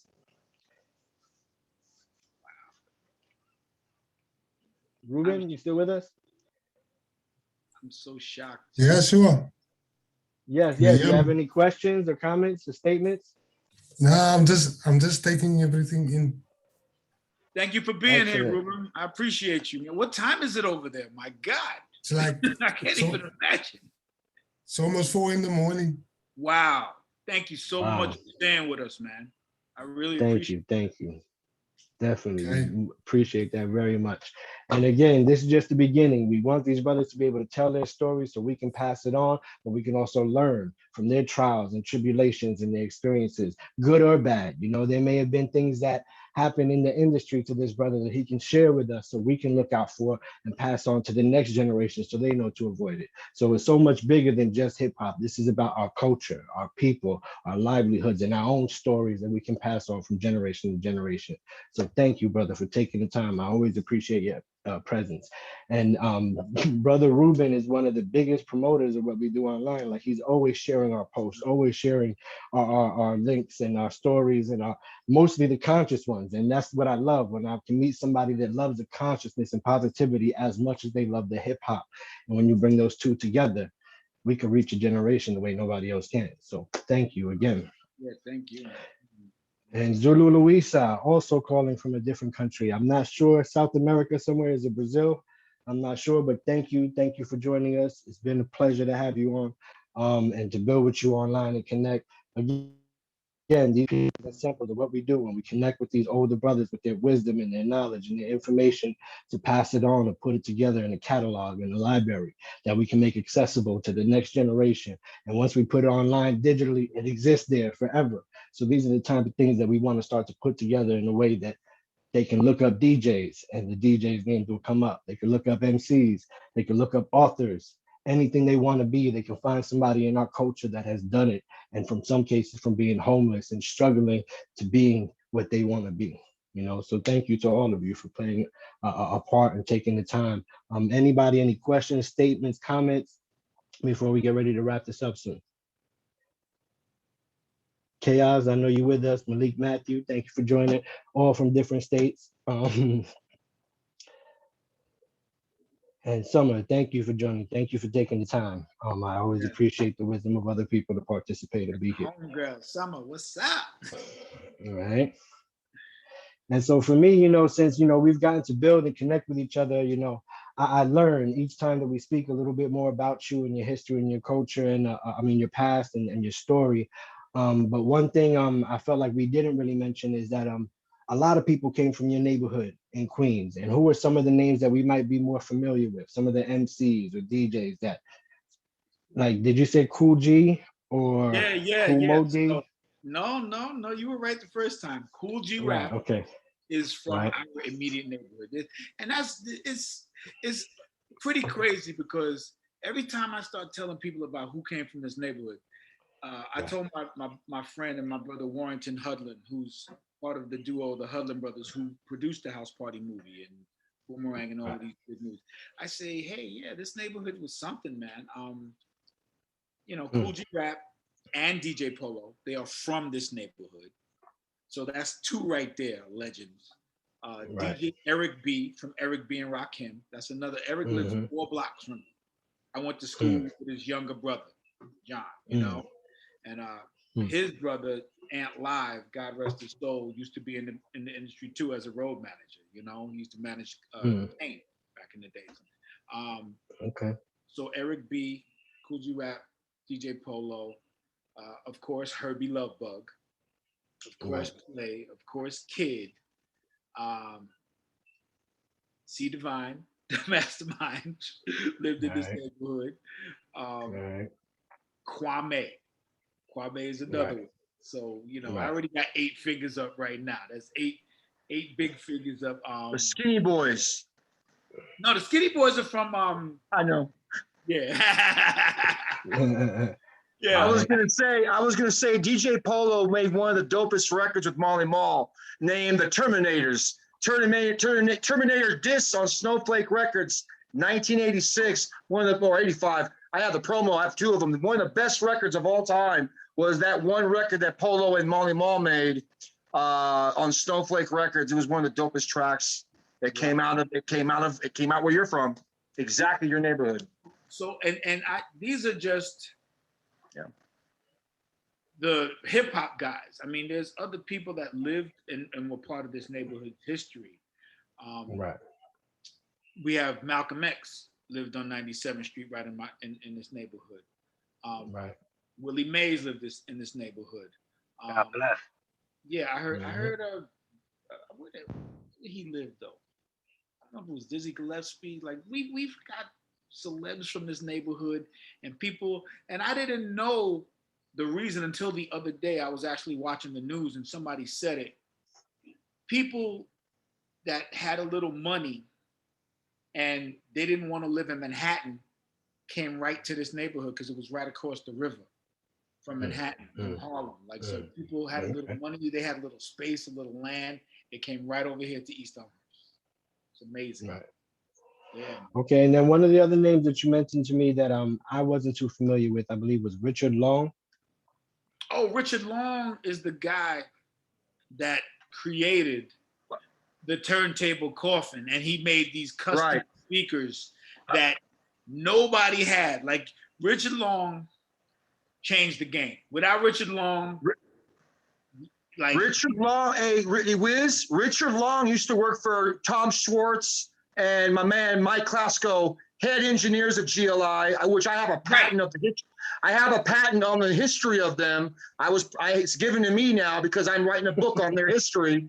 They were the first to ever put a crossfader on a mixer in the United States as far back as 1971. And it's their history is never talked about.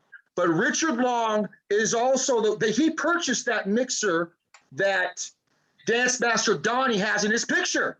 He has a prototype. Same with Ron Plummer. DJ Ron Plummer, who's a very good friend of mine. DJ Plummer, yeah.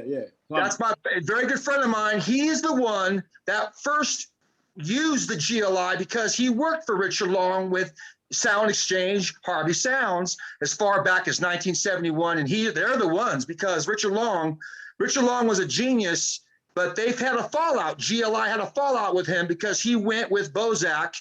And there was a battle there. I have the story on that. I have wrote a book on it already. But I'm a curator for GLI history. So if there's anyone that wants to read, I'm the only one with a patent and the permission to have it because they gave it to me because they told me, man, so 50 years has gone by and you're the only one that's asked about the history. Well, there's a reason for it because there's stories that are not really consistent when you talk about P.J. Jones, you talk about Ricky Grant, 1977 from New Sounds, not earlier, but what's fascinating, and DJ Grandmaster Flash. Right. The idea of the PMX, or the idea of modifying their Sony MX mixers. But it was Richard Long who introduced that to them. Richard Long introduced that. Erdo, you definitely need to make a documentary as well. Like you I know you got the book, but you definitely need a documentary. I'll end it right there, you know? Definitely. I'm So is be there going to his anything else house. that you knew about Richard Long that we didn't know about or that he didn't mention? Because I knew I wrote that name down. Was it because of the coffins or, was there something? Yeah, more it that was he did? because he made custom design equipment the coffins, and the speakers. Like he did it all. You know, if you Google Richard Long equipment, you can see like, and we talking early 70s, like Erdy was saying, you know, Donnie Dance Master got his system from Richard Long. And then, you know, I think I mentioned the documentary that I'm a part of, Founding Fathers, where you get to hear Yes, from thank the, you. you get to hear, and it's on YouTube, y'all. Go on YouTube and research the documentary Founding Fathers Hip Hop or Founding Fathers Chuck D, and you'll just go see the history from the horse's mouth. You got Pete DJ Jones on there. You got Donnie Dance Master on there. You got Infinity Machine. You got King Charles. You got all of these guys on there. You got Hollywood in there. You got Curtis Blow. Like all of these people that were there are gonna tell you the real, but there's pictures and graphics of the Richard Long stuff, the GLI stuff. There's just a lot of history. Ralph McDaniels, like everybody's there just verifying. Thank you, Summer. Summer, you're so resourceful. I appreciate you. But yeah, Founding Fathers shares a lot of gems as far as the history before hip hop became hip hop. That's what the purpose of that was for. You know? Definitely. I watched that video. And again, you know, we spoke differently, the different perspective of, you know, the forefathers of hip hop versus the founding fathers of hip hop. Right. But again, you know, like we said, so many influences came from different places. Absolutely. And it all came together that become what we now know as hip hop. So it's important to watch that documentary and understand the history from that perspective, because whether you agree or not, they had the speaker systems before a lot of other places did. They had their car systems hooked up before other places did. And just like the Bronx had the Park Jam, so did Queens. So these are all things that came together in all the different communities, you know? Yeah. And there was another documentary you mentioned, Play had a documentary. Yes. Tell us a little bit about that. It's called And I Dance. And I Dance. It's a free doc, you know, it's free to watch. You have to go to streamways.com. I guess I need to type it. Streamways with a Z. Streamways.com. But it's basically a documentary. As Play would say, it's like a love piece that he had, a passion piece. Is it that way? I don't know if that's how you spell it. I think it's W-A-Z. It might be A-Z-E. W-A-Z-E. That's what it is. Right. Streamways. Yeah. So basically, and that's Ron Lawrence, my friend, Dance Master's little brother. That's his platform. He has that documentary on his streaming platform. Oh my God, like what did I get? I forgot. Yeah. So I just got between you know, Ron Lawrence, Play, and all of these, it's funny. I'm seeing everything just kind of go like full circle, you know. Right. Dance Master, you know, Erdu is just crazy to me how things just kind of come right back to circle. But Play's documentary is about the hip hop dancers that kind of never got their credit. Like some of the more famous, popular dancers back in the days, they were like royalty as well. You know, we had the IOU dancers, we had the IBC dancers. We had another group called Footsteps that was in our videos and Salt and Pepper's videos. Then we had so all of these dancers, some of the Fly Girls, Big Les, who's from this neighborhood. Big Les is a legend. She's in everybody's video. She was a choreographer.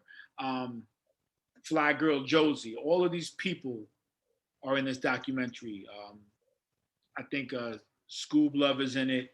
I don't know, it's Scrap in it too, but Cool G Raps dances, Leg One, like all of these dancers that were part of making the culture popular are in this documentary.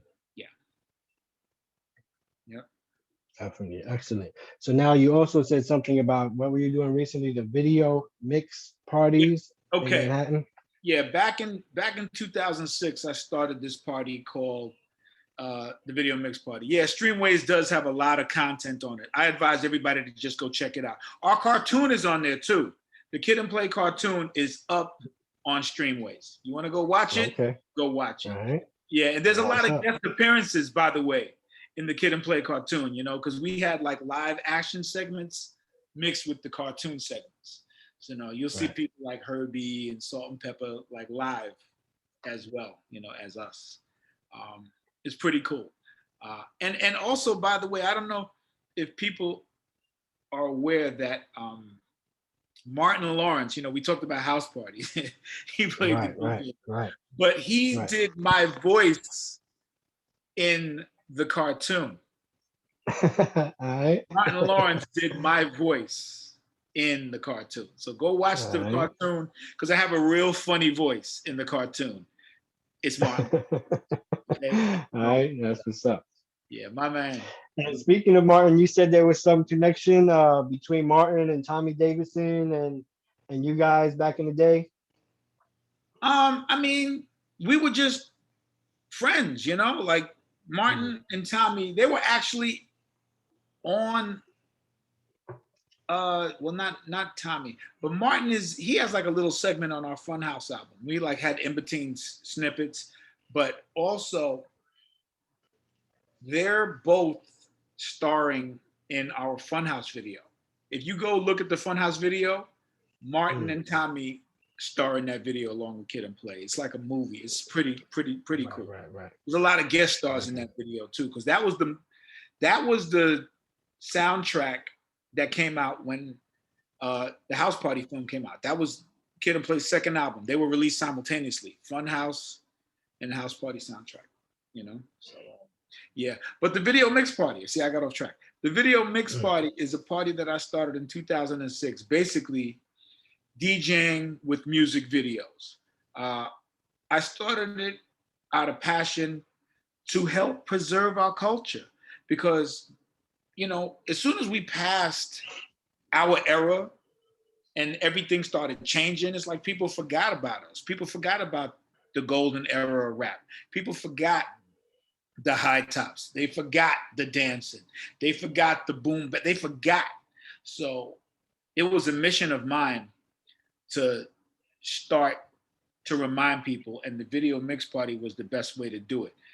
Basically, I was DJing with DVD turntables, playing music videos straight from the turntable with a audio video mixer. So anything I did with my hands, scratching or mixing or whatever, you saw it visually. So it was like the music and the videos were playing together simultaneously. And it was a party, and I'm still doing it to this day, 15 years later, still doing it. Yeah. All right. That's dope. Definitely keep us posted on that so we can promote that, share that, attend that, participate in that. Definitely. Y'all can go to my website, thedjwiz.com. I have a couple demos up there, little small clips up there. There's a few of them up there. There's just a couple. But I'm also, I'm DJing different places. I'm thinking about finally coming over to Twitch. Thank you, Asa. Appreciate that. I'm thinking about coming over to Twitch and doing the video DJing there as well. Yes, I'm gonna do it, Summer. I gotta get my setup right. Like, I'm so I don't have all of the cameras. I gotta get it right, because there's no half stepping. People becoming real strong and correct. So I just want to make sure my setup is proper when I do make the jump over to Twitch, because a lot of my friends are on there. Even Kwame's DJing.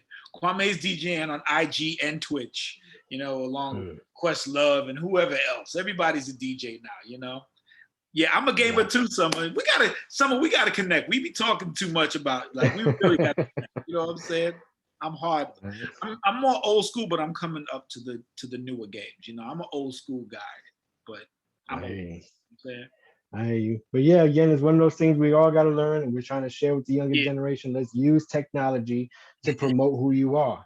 It's like I said, the only difference between us and those, successful, iconic people is that they did what they had to do to tell people, this is who I am and this is what I do, and get those opportunities. Now, thanks to technology, we have the opportunity to do it too. We don't need to pay $10,000 for somebody to. We can get on Instagram, Twitch, Snapchat, TikTok, Facebook, and reach thousands of people overnight. It's time for us to capitalize on that and start working for ourselves and creating our own brand and our own business. So it works both ways, for us to figure it out and then show the next generation how they can do it and how they came from where we came from. And this is the platform. Right, it's crazy. Content is king. One of my boys told me that a long time ago. Content is king, and you know, I got a lot of archives.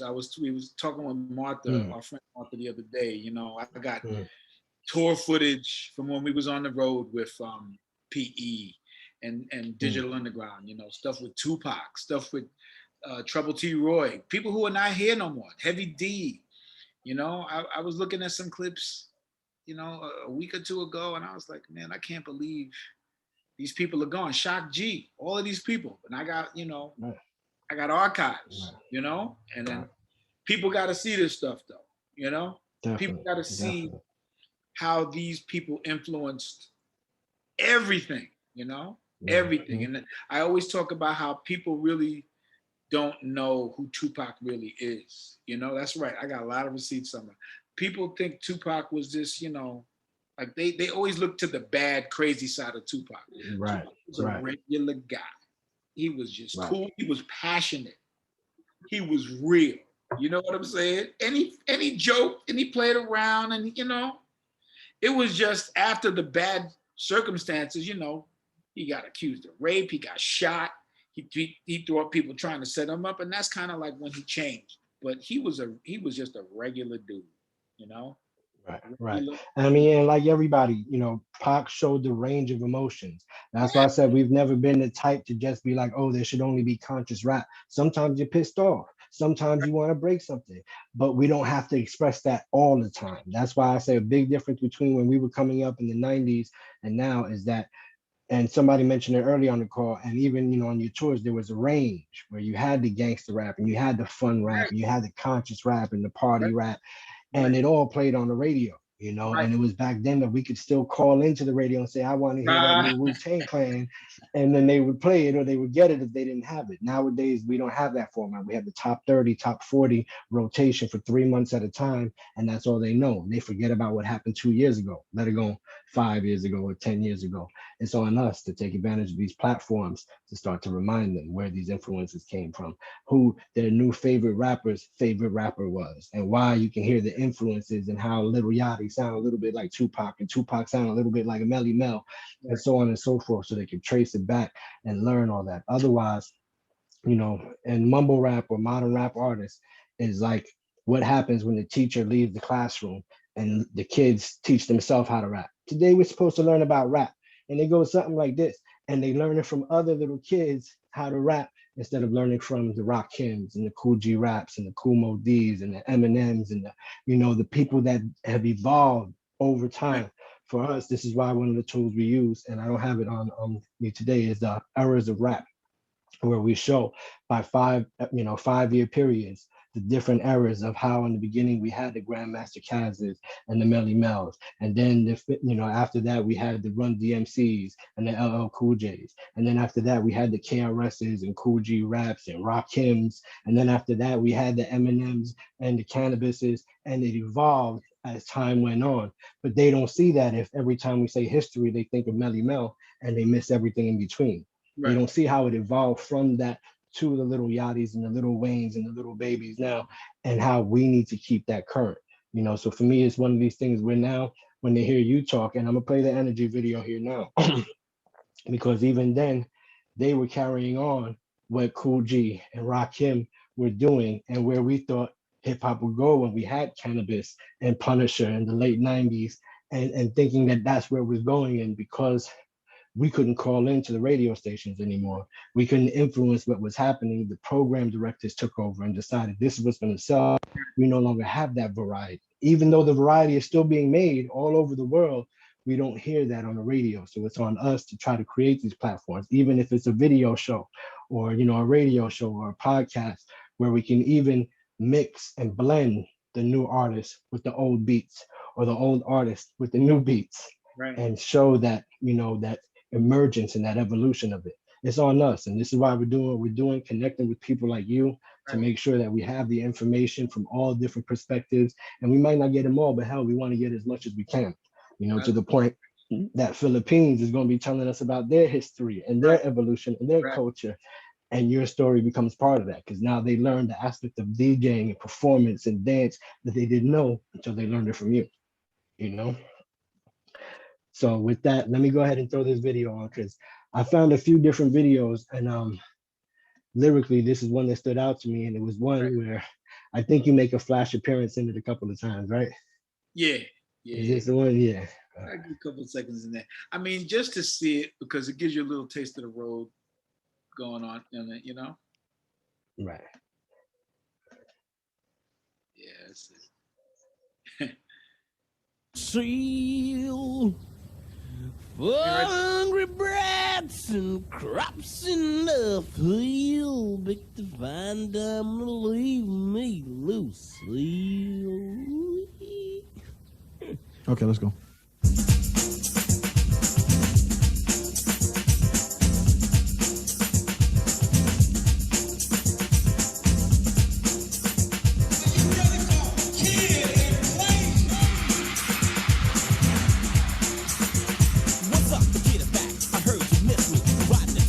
Quickly and swiftly, it's showtime. Hey, yo, here's your ticket, boss. The high top fade is gonna kick it off. Whiz, cuts, invincible, produce it. They wanted to know if the kid could get loose and tiptoe on the beat like a typo. Goes with high hope, gets up and the mic show suckers. You know they're on a mission. Rhymes cut like X-ray vision, man. Just listen to the competition stumbling as the bass starts rumbling. MC's reps start crumbling. The pieces, so feel the beat. Heard releases outside the hotel line of geezers. No need to rehearse. Kid and play coming in first with a bang, a blast, and a burst of energy. Energy. Energy. Energy. Energy. Energy. Energy. Plays on the mic. You're asking, will I rock? Feel the force of 10,000 kilowatts of pumping MC power. Turn on the faucet, cause it's gonna shower. How a man like me got so hyped, you wanna know. Stick around, no rhymes are gonna flow from play. Not a player, a rhyme sayer.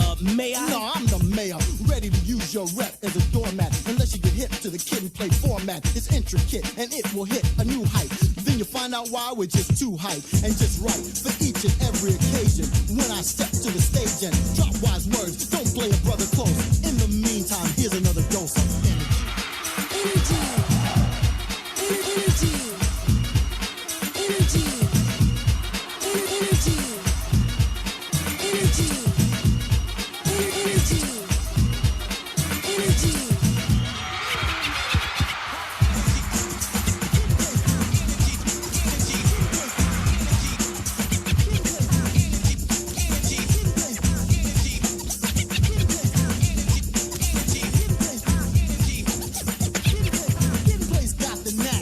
Whether you're large or small, short or tall, y'all, when I throw the switch, I'll roll the call. Come one, come all to the place to be. Admission to the fun house is absolutely free. So wannabes can get a little energy, but step to me, nah, that's a fantasy. A little bit like Alice in Wonderland. Didn't you know? Invincible run the land. Making the competition say uncle. The beat's so hard it bucks like a bronco. But I'm gonna ride it just like a cowboy would. Think you can? Hell yeah, I could. Kicking the most hyped up sounds you heard. Never follow another man, only these words. Walk with your friends, but step to your enemy and make it last with a mega blast of energy. Energy. Energy. Energy. Energy. Energy. Energy. Energy. Energy.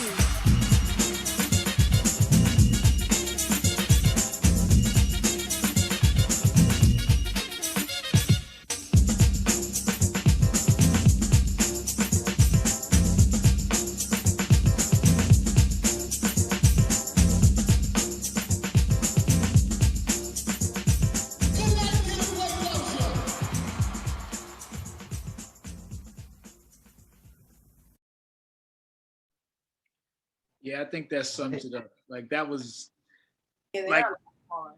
But the flower looks different. oh yeah. Summer, you there? Oh, some flowers are. Oh, sorry. No, Oops. that's okay. All right. I'm still bugging. Summer said she practiced ballet today. Yeah. All right. All right.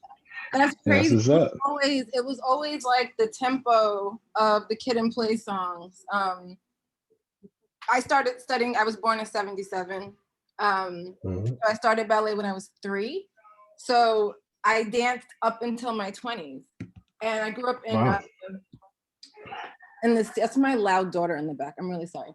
I grew up in the East Village. So a lot of like the clubs and stuff that my dad like worked at the Latin Quarters and other places, but Kid and Play was like, I don't remember like what clubs in Union Square you probably know, Wiz, because you were probably there, but I just remember picking up a tape from 14th Street, or from the Wiz actually on Broadway.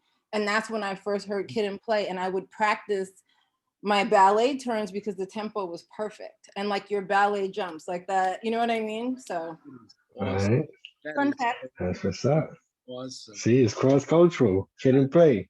DJ Wiz. I'm gonna be in my mind trying to picture it too, you know, like that is. Yeah, I'm too old to demonstrate now, so. No, thank you for sharing that. That's inspiring, actually. Wow, that's dope. But I mean, you see, now that video, I'm glad you actually picked that video, Prison, because that video captures a lot of everything we embodied, you know, just that era. You get to see those other legends and those other, you know, incredible groups from PE to Latifah to all of them that were there. And just the fun, like it was energy. It was all great, fun energy. What hip hop was, you know, getting busy, rhyming, the crowd, the interactions, like it's everything that was important to the culture, you know? I mean, hopefully, you know, we can preserve that, if anything at all, just to preserve that. Yeah. Right. And that's part of what we're doing, I think, you know, all independently and then working, you know, with the museum. Like I said, for all of us, it's a great opportunity to be involved at this level, with, especially with the education side of things, because if not, it ends up people like us on the outside saying, damn, they forgot this, or they didn't say this, or they didn't include that. So it's, you know, as being part of that, because of the things we've done independently, that make the things that we're doing now so much more important, because if not us, then who, you know? So again, you know, for me, that video was one of the things that stood out to me because of hip hop, the feeling, the embodiment of it. You know what I mean? Like it didn't just have to be fun and party, but it could be lyrical and metaphorical and have that raw energy at the same time. And that video kind of embodied that. And it was simple. It wasn't flashy. It wasn't, you know, a bunch of, you know, gold or background dances or anything. And for me, it was almost like them paying homage to the generation before with their flow. Like for me, it sounded like a little bit like Kid was emulating Rakim in his style, and like Play was emulating Kane with his style, but in their own way, in their own updated modern way. And for me, that's what we want hip hop to do. We want it to continue to evolve and grow and mature.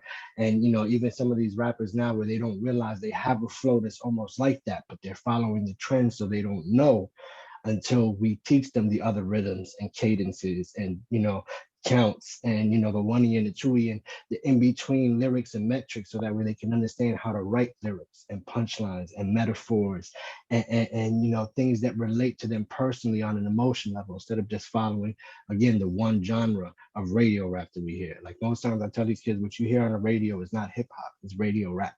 It's just the part that they choose to play on the radio, but there's 16 other genres of hip hop. If you go online and you look for it, you'll find, you know, country rap, gospel rap, classical rap, you know, live band jazz rap, you know what I mean? And it's all beautiful in its own way. And then there's some producers like Bonobo and Wax the Taylor that just do instrumental beats. And their whole albums are just beats that are influenced by hip hop in different ways. And it gives you a whole different influence on rhyming or producing or mixing or cutting or scratching. These are the things that we want to continue to introduce into as best we can. And again, we can't catch everybody, but for people like yourselves who are willing to take the time and share your knowledge and your experience with us and the things that you went through in your story, and be so open and honest and inviting for people to contact you at your website or your Facebook or your Instagram, is the kind of things that I feel is going to help us to pass this knowledge on and wisdom correctly and teach them those metaphors, you know? So with that being said, from the things that you went through with hip hop and your whole life and everything that happened after that, do you feel there's something about hip hop and following your passion with the group that you carry as a man today that you feel like you learned it and you carry it because of hip hop, because of what you've done, because of what you've been through? Well, I would just say, you know, and it comes back from what the question you asked me earlier about, did I think I did the right thing, you know, following becoming a DJ. So yeah, I mean, at the end of the day, there are a lot of relational habits and a lot of relational similar things that us DJs like. You know, that's why a lot of DJs end up becoming producers as well. You know, Right. definitely always keeping our ear open, our mind open. Oh, like yeah, Summer, she's right. Always a student. You're always learning something. I was always like a techie type of guy, techie. You know, Urdu's talking about the samplers and all. Like, yo, I had to learn how things worked. You know, I'm still like that. I still need to understand how things do what they do, how and why. So I think from a DJ aspect and a producer's aspect, those are similar traits. Like, we want to understand things. How do we get this to sound like that? What is how do you make that sound? What instrument? What sample? Like, you just start searching. And when you find these things that you like and you piece stuff together, it's like it creates more passion. You know, I think about some of the DJs that became producers, like real big time, like guys like DJ Muggs, right? I reconnected with DJ Muggs the other day. You know, Muggs is another one that came on the road with us. You know, back when he was with the group 783. Okay. So yeah, if y'all don't know who 783 is, go to YouTube and just type in the number 7, the letter A, and the number 3, and you'll come across his first group. You know, with the two. Okay. When Cypress Hills came out, yes, exactly like that. Spelled like that. When Cypress Hills came out, you listen to beats like that, or you think about a guy like Prince Paul. You know what I mean? Like, these are DJs. Marley Marl was a DJ, okay? Marley was a DJ before. There are certain things that we all are just connected, and why we do what we do, how we find things out, and how we create flavors. Me personally, that's still a part of me, just to learn how things work and to figure out things. I didn't stay on the production side. I used to produce back in the Kid and Play days and a little bit after. You know, I'm thinking about jumping back into it. The passion is still, and the curiosity is still there, especially with today's technology. You know, we had to pay so much money to learn how to do what we did then.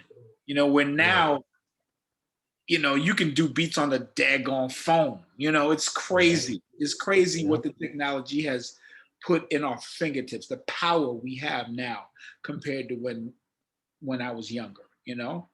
So I would just say nurture those passions, those flames. And if there's anything that technology has proven today, that anything you're passionate about, you can become rich doing what you love. Period. Period. True. Do what you love, man. So yeah. Definitely. No, one of the ways that always stood out to me was the conscious political rapper by the name of Immortal Technique, who said, if there's a market for chocolate covered roaches and pet psychology, there's a market for whatever you're interested in. You know what I mean? And we got to remember, in a world of 8 billion people, even if that's 100,000, 200,000, there's more like that. You know what I mean? So whenever you can connect to a community that's interested in what you're interested in, that means there's a market out there for that. It could be bugs, it could be insects, it could be stargazing, it could be bird watching, whatever it is. You know, one of the things we talk about, and again, I don't have the image with me today, is the chosen paths, where many people make us think there's only one path in life. We've realized that sometimes you might have a skill for numbers, so you're good at accounting, but you also have a passion for music. So you have a DJ set up at home. You can do both. You don't have to choose between. You work as an accountant to have the free time to pursue your passion as a DJ or a producer or a b-boy or an artist or a chef or a gardener or, you know, a professional rowboat, you know, whatever it is that you're interested in. You know what I mean? You work so you have the ability to pursue that. And PATHS is an acronym for your passions, abilities, talents, hobbies, and skills.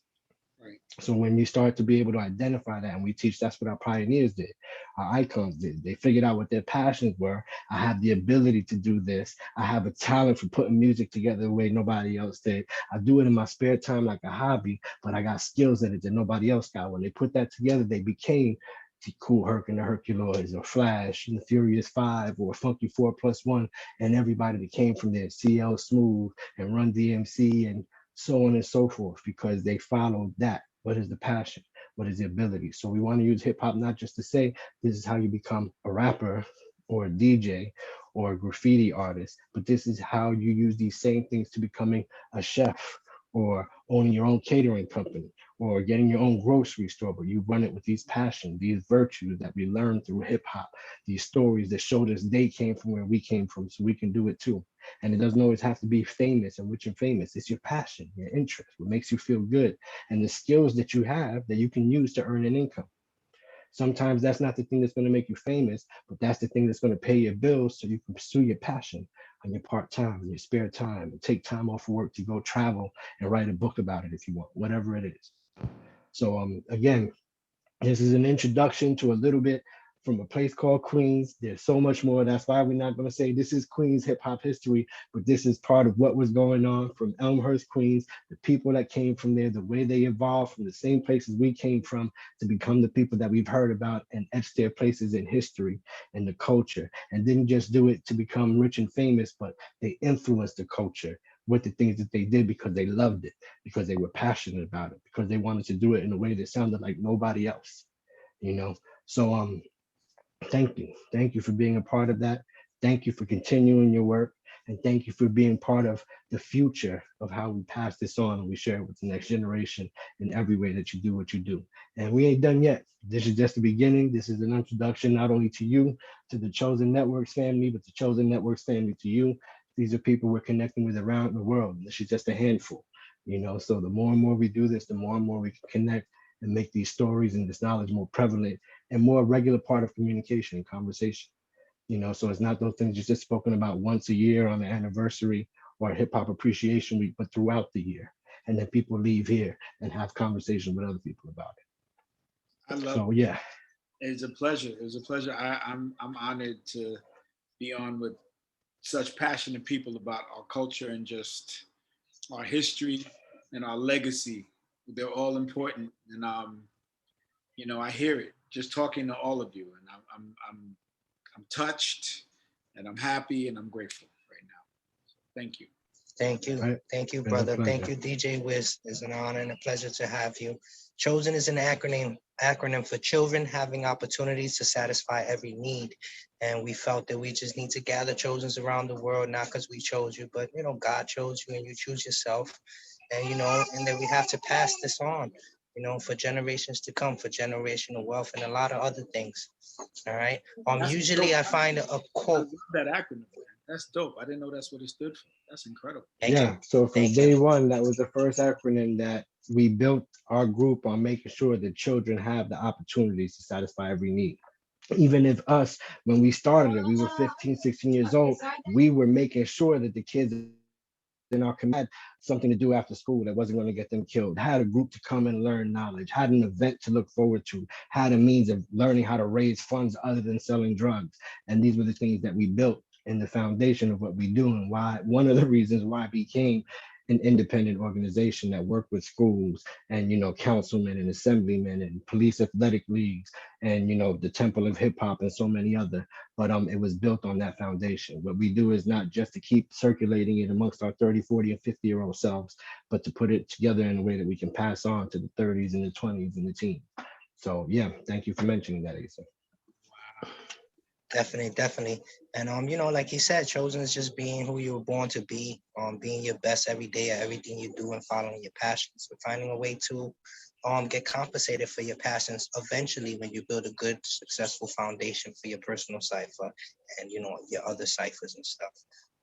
Usually we have a quote, and from what we got from you, Wiz, and from what we got from the group, you know, I feel that this is the best one. You know, we are not what we seem. We are more than what we seem. The actor knows that. And because the actor knows that hidden inside himself, there's a wizard and a king.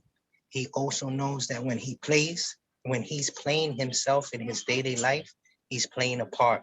He's performing, just as he's performing when he plays a part on stage, Wallace Shawn. So we thank you, my brother, for being authentic. You know, certain times we don't know that we are wizards. You know, we are wizards and masters of our craft. You know, and we appreciate you truly. Peace, my brother. Peace, peace. All right. And real quick, where can they find you on Facebook? How can they connect with you? Okay. On Facebook, I'm gonna put it in the chat. Okay. This is my personal page, but it's my everything page on basically that's how you find me on FB. On Okay. IG, I'm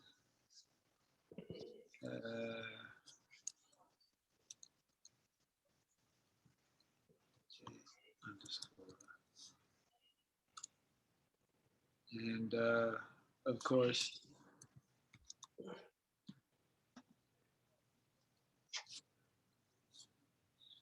yeah, that too. Yeah. Thank you for that, Master Order. Appreciate that. Mhm. All right, so yeah, so this way they can get you, and then your website with the djwiz.com. So this way they can connect with you, they can follow the things that you're doing, the updates, stay connected to somebody that they can say, yeah, I heard it from Wiz himself. He told me this is what happened at that time, you know. So, and again, it's important for them to be able to connect, you know, and look at, you know, to us and the people we're connected with as resources. So that way they have something, not just the stories that are being regurgitated and retold, you know, leaving so much out over and over again, but experiences from people like us that have been there and seen it.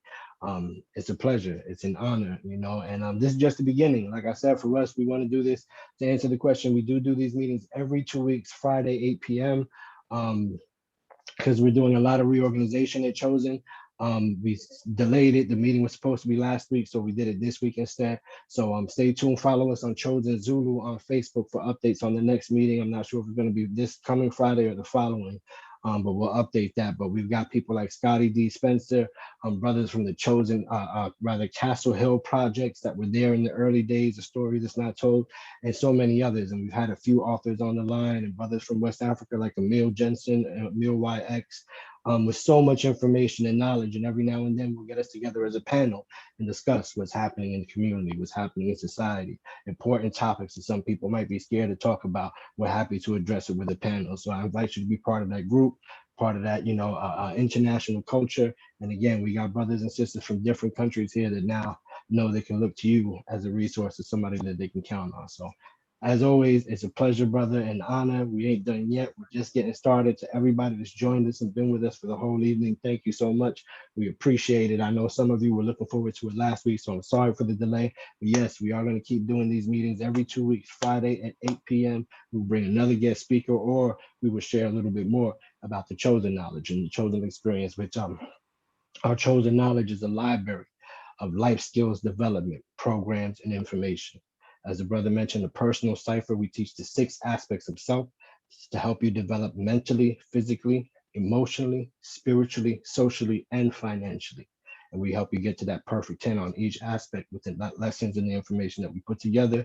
And as you can see, we can always mix in and relate to the stories of people that have been through what we've been through and found that success based on that knowledge and that cipher. So stay tuned, chosenzulu.com. Sign up there. If you like what you're doing, feel free to buy any of these products. It helps us to keep this going, to keep the websites up, to keep the programs and information. You can make donations at the bottom of chosenzulu.com through PayPal. And follow us on Chosen Zulu on Facebook and on Instagram at Chosen Zulu 2020 is the one that we update most often. We You gotta will be seeing you those again six soon. you gotta repeat those 6 for Louisa. It's very important. She's taking notes. Repeat Boom. those. Yes. So the 6, and we're going to get into it soon. And if anything, I will definitely invite you to the next meeting. The 6 aspects of self: mental, physical, spiritual, emotional, social, and financial. When you can develop yourself to the perfect 10 on these 6 areas of self, that's what we call being the best version of yourself, aka being chosen. And the perfect 10 never stops. So like, let's say your perfect goal is to get $100,000. Once you make it to 100,000, now it moves up to 150,000 or 200,000. If your perfect weight is, 180 pounds, once you do that, now it's to get chiseled and more defined and more athletic. So it keeps growing as you keep evolving yourself. These are the tools that we use to build that foundation. And everything we found so far is related to that. You know what I mean? So even socially, hip hop is the way it became our culture, almost like a way of life. In some aspects, like a religion and a belief system. And like I said on the Fathers in Hip Hop call, in the community where most of us didn't grow up with a father in the household, these rappers and these MCs and these DJs, in some cases, are those father figures. We're learning the code of the streets from listening to those songs and living that lifestyle and that energy out in the streets. So it's on us to keep that relevant in everything that we do and talk about, even when talking about gangster rap or mumble rap. It represents an energy in us that can be turned to a positive. So stay tuned. We ain't done yet. We're just getting started. ChosenZulu.com. Your brother Prism, honored to be here. Thank you guys so much for being here with us. We're going to play the outro video, copy the notes, the links that you want to do that while we got the few minutes while the video plays. And stay tuned. Chosen Zulu Facebook for updates on the next meeting. Thank you and God bless. Thank you. Peace. Thank you.